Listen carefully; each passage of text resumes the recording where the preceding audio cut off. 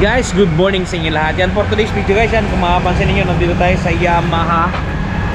Yamaha Premium Bikes, Mabini Avenue, Mar Francisco, Pinamalayan Oriental, Mindoro. At for today's video guys, pag-uusapan natin at ipapakita ko sa inyo ng malapitan ng itsura ng ating Yamaha Lexi 155. Okay, bago natin banatan yan, bago natin tirahin kinain, syempre, intro muna tayo.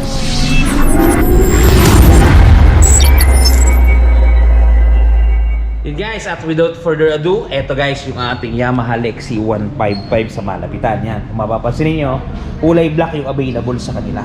Yan, napakaganda nito guys. So, unang impression natin dito guys, napakasimple ng kanyang itsura. May signal light siya dito sa harapan, bulb type yan, di ba? Meron siyang visor na maliit. Yan. Tapos ito guys, oh, meron siyang mga kakaibang texture dito. Yung ating bumbilya guys, pure LED siya. Yan. LED. Yan, may Lexi 155LX bulb type. Parang malaking ano to guys, grabis. Sa harapan niya, yung top load niya guys, maporma oh. Pansinin niyo. Maporma yung kanyang tapaludo. Yan. Ang size ng kanyang gulong sa harapan, 90-90 by 14. Yan. Oh, di 14 yan guys. Yung display natin maganda at nakapal. Maganda ang itsura niya. Tapos naka single pot tayo ng caliper. Yan. Regarding naman dito sa ating pinaka tapaludo niya sa loob, ito. Yan. Okay siya guys, hindi makakapasok basta-basta ang putik.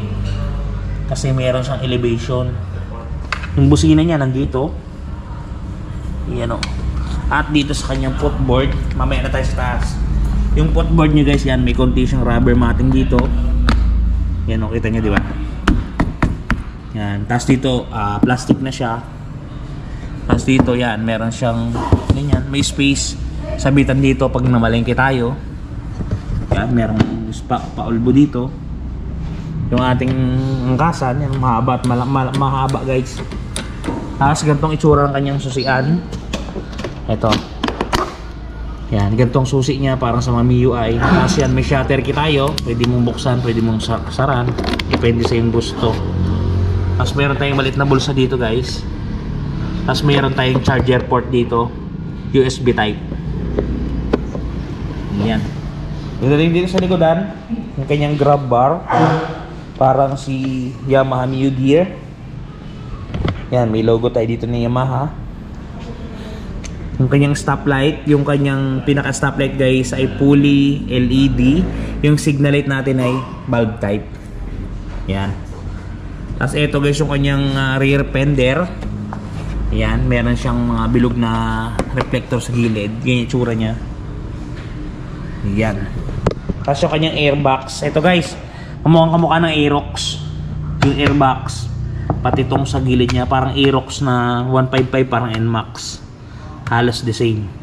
Pati itong center stand, ganun din, may mahabang nakalawit. Yung gulong natin sa likodan, 14 din to. Puro 14 tayo guys. 190 by 14. Yan o, kita nyo, 190-14. Drum brake tayo guys. Pero may nakaabang dito na butas. Hindi malabong maiko-convert to ng mga Pilipino. Sigurado to, mako-convert ng double shock to dito. Yan. Yung ating ito, liquid cool. Yan ang style. Yung muffler na ito guys, parang muffler ng Aerox at ng NMAX. Pati yung kanyang swing arm. Pwede to i-convert guys, kutob ko. Pwede to i-convert sa mags ng Aerox. Oo. Pero kayo nang bahala dyan. Itong panel board niya naman, pakita ko. May logo nga pala siya dito ng 155 LX na naka-embodies. Yung ganda. Yung U-box natin, pakita ko muna yung U-box guys. Yan, maliit ang U-box na ito guys. Maliit lang yung kanyang U-box. Yan o, ito lang. Yan, yung U-box nya. May kasama siyang tools. Yan, positive screw tsaka negative. Dito yung gasolinahan niya guys, sa likuran. Yan, tapos yan, yung ng bangko niya. Maliit ang U-box guys, maliit. Cute. Ganito naman yung itsura ng bangko niya. Teka, naila ko, pakita ko sa inyo. Naka-plastic pa kasi. itsura ng kanyang bangko guys, oh. Meron lang siyang balot, wala na siyang mga stitching na design. All in, ganun lang. Tapos sa mga switch natin, ito guys, meron tayo ditong busina, signal light. Tapos dito may hilo tayo, tapos may menu. Tapos dito yung ating may handbrake din, you know. Sa kabila, electric start, hazard, tsaka tapos yung ating pag humihinto. Yan. Ganito yung itsura ng taas niya. Yan. Yan guys, paanda rin natin yung kanyang panel board yan. Okay, kukurap din yung itsura ng kanyang panel board na susi ko Yun. Yan guys. Yan. Nakikita nyo, pagka naka-signal light tayo o naka-hazard, yan ang ilaw. Once patayin natin yan, siyempre mamamatayan. Pero indicator ng hilo, yung check engine, parang parang Aerox guys yung itsura niya ng ilaw niya. Yan ang speedometer. May mga RPM tayo sa kabila. Yan, kompleto guys. Nalilipat-lipat ng menu. Kusina. Yun. Goods to goods. Ganda na ito guys. Yan ang itsura niya pag naka-ilaw. Yan. Meron siyang day running light. Goods to guys, ganda. Ganito na may itsura ng kanyang tail light pag nakaka-andar guys. So, parang robot, no? Pogi.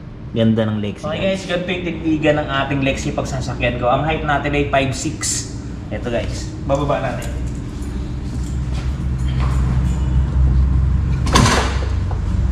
And guys, yung proper po tayo, tiptoe. Kita nyo ba yung pako? Hindi pala. And guys, naka-tiptoe tayo. Hindi ko siya abot ng may pa-flat na ganyan.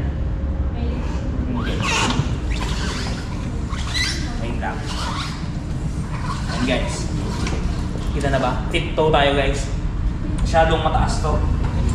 Dapat to kung gusto nyo bumaba, ipatrim nyo yung kanyang bangko. Doon naman sa proportion ng paa natin. Yan guys. Maluwag na maluwag to. Parang mini NMAX. Goods to guys. Alright.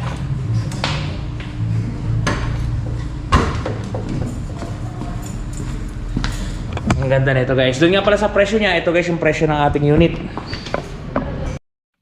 At ito na guys ang updated price ng ating Yamaha Lexi 155. Ang suggested retail price natin is 99,900 pesos.